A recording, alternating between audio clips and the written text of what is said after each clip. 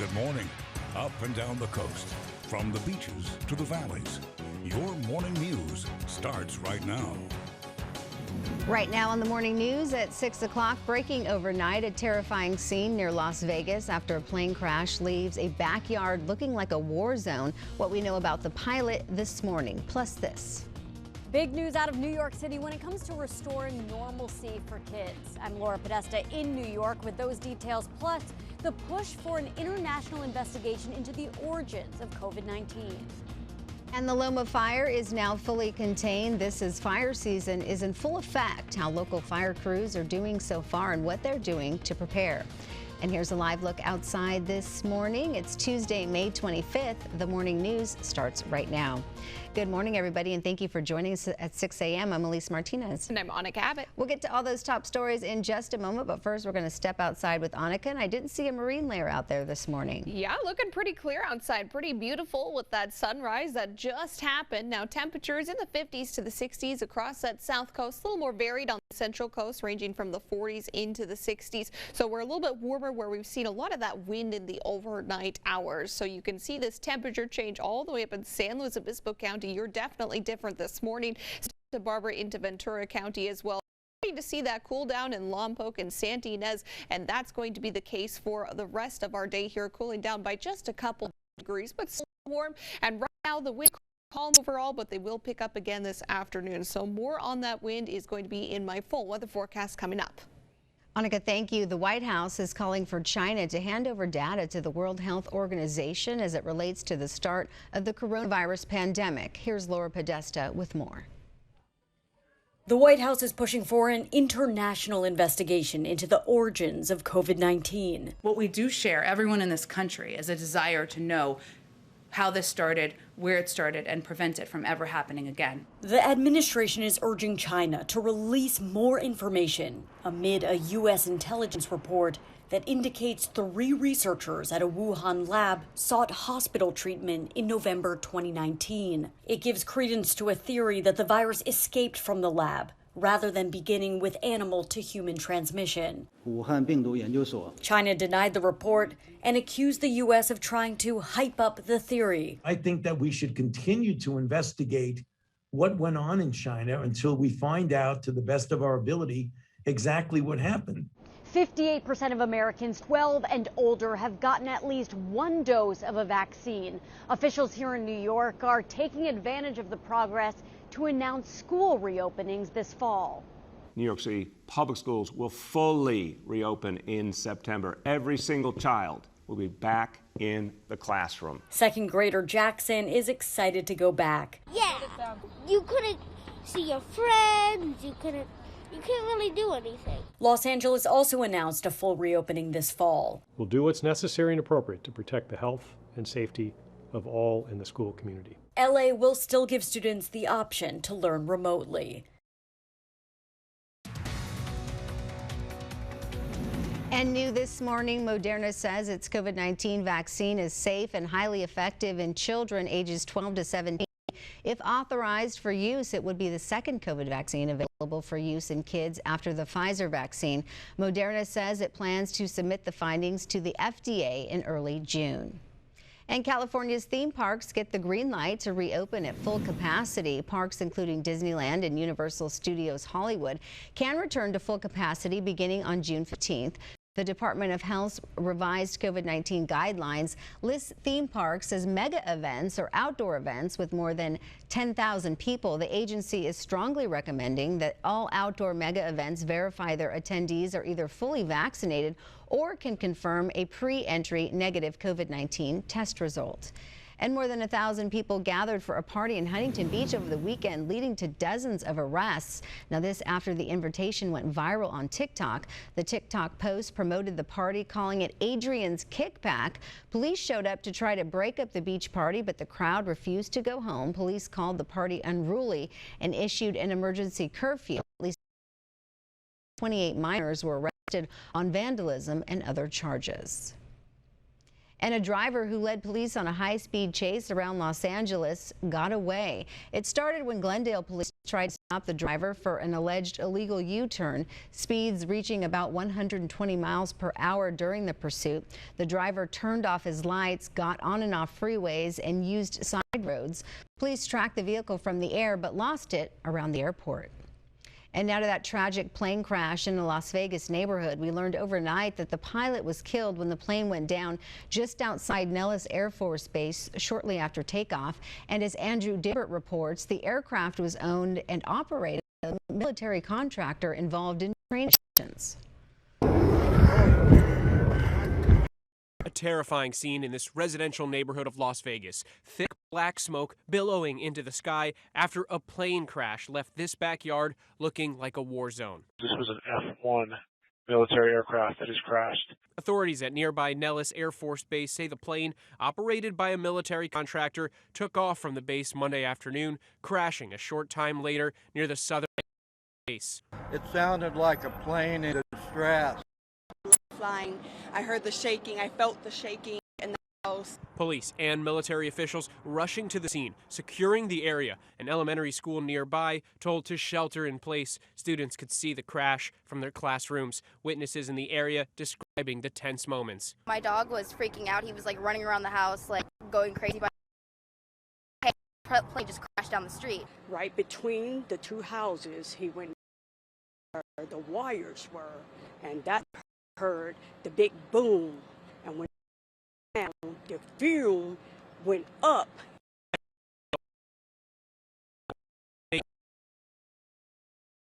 It's cooperating with investigating agencies to determine what led to this tragic accident. Andrew Dimbert, New York. And taking you around the world now, Belarus faces international sanctions after a commercial airliner to land so it could arrest one of its passengers. Opposition journalist Roman Protasevich was detained Sunday after being removed from a Ryanair flight from Greece to Lithuania. Yesterday, European leaders voted from base. More on this coming up in the next hour. And view of the destruction left across Gaza City after 11 days of fighting between as the Israel-Hamas ceasefire went into a fourth day. The fiercest fighting between Israel and Hamas since the 2014 Gaza war concluded with a truce. Today, Palestinian officials put reconstruction costs at tens of millions of dollars in destitute Gaza. 248 people were killed during the 11 days of fighting.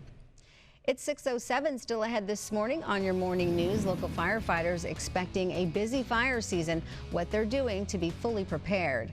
And retailers see a huge boost in cosmetics and clothing sales. Items shoppers are buying more and more as we get out of this pandemic. Right now, no major incidents on our highways. And if you're headed from Santa Barbara to Ventura, just about 25 minutes. Santa Ynez to Santa Barbara, just about half an hour on the 154. We'll be right back with more news and weather. Welcome back. Customers at Topline Cosmetics and Fashion are looking to move on from the COVID gloom and glam it up again. Sales of lipstick and other beauty products plummeted during the pandemic, with people staying home and covering up their faces with masks. But now they're bracing for a cosmetic comeback, and shoppers are looking to ditch their pandemic pajamas as well. We've seen an increase in our sales in clothing, so that's a good sign. I feel like people are really starting to come out. We're coming out of hibernation and we really want to look good. From deodorant, teeth whiteners, and razors, large retailers are seeing a double-digit increase in sales of personal care items compared to this time last year, when top sellers were toilet paper and hand sanitizer. It's 6:12. Still to come on your morning news. Police in Rhode Island find dozens of cats in an abandoned apartment, 6 of them pregnant. What we know about the cat owner and where those kitties are now. Plus, Governor Gavin Newsom announcing a new firefighting plan for the fire season. This as temperatures are expected to rise. Details coming up. Welcome back. Santa Barbara City firefighters say the Loma fire is now 100% contained. Firefighters were patrolling the area last night. They anticipate that Loma Alta Drive will remain closed until Monday, May 31st. And as fire season gets underway, fire crews across the Central Coast are already busy. Morning News reporter Patricia Martellotti shares how crews are getting ready.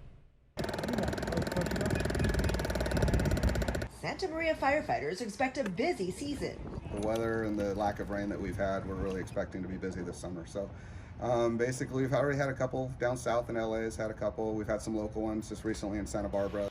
These days, crews always have to stay prepared for wildfires at any time of the year. Every year we'll do annual training. We review our fire weather, our fire behavior, local conditions, state conditions, drought conditions, things like that. And we try and just make sure that everyone's well aware of what's possible out there. In addition to wildfire training, crews just finished an aircraft rescue exercise at the Santa Maria Jet Center to make sure they're ready for any kind of emergencies at the airport. Fire, fire, fire, we got fire on the flight line. It's really important to practice on a daily and weekly basis, but this annual training is really important to maintain our certification to run aircraft rescue firefighting at the Santa Maria Airport.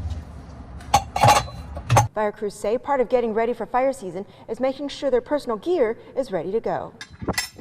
They could be gone for up to 2 weeks, so they make sure that their bags are ready to go and they're well prepared, getting hydrated, getting acclimated to the weather. Like, you know, we go on, guys off duty go on hikes and things like that. Awesome. It seems like fires are happening all year round, so we're always ready. In Santa Maria, Patricia Martellotti, your Morning News reporter.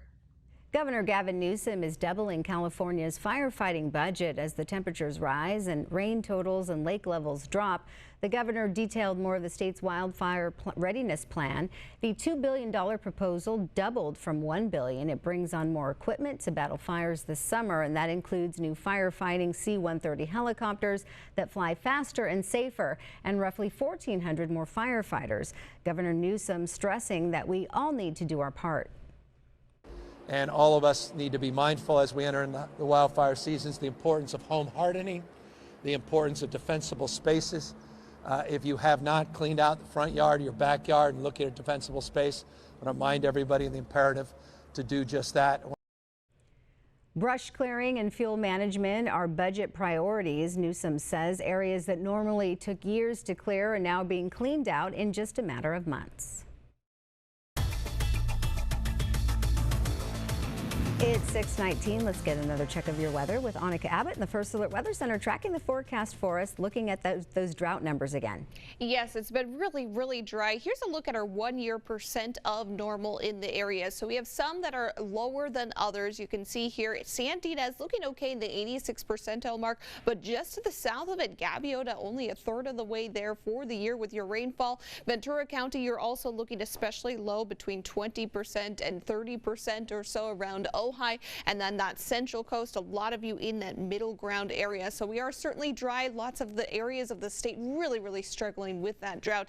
And of course, anytime we see these winds like we've seen over the past week, we can have some severe fire issues. So looking at 7 a.m. this morning, still a bit breezy across the entire region here. And then we see that starting to diminish across that South Coast and Ventura County until 10:30 a.m. That's when this starts to pick up across the Central Coast or so. So right around noon, especially getting windy to breezy there until about 5:30 p.m. That's when this sundowner wind event starts on the South Coast. So you can see moving from Gaviota into Goleta and then Santa Barbara, calming down across the rest of the region, except for probably around Paso Robles or so, and sticking that way through those overnight hours. So we are expecting there to be some advisories called for this event. Now looking at our relative humidity, this lowers anytime we get wind like this. So areas of concern right now, Gaviota only at 33%. That is very dry. So anytime you have really dry fuel like that, if a spark does catch, that's not really a good thing. The rest of the region, though, looking okay, except for right around Ojai, also with that wind.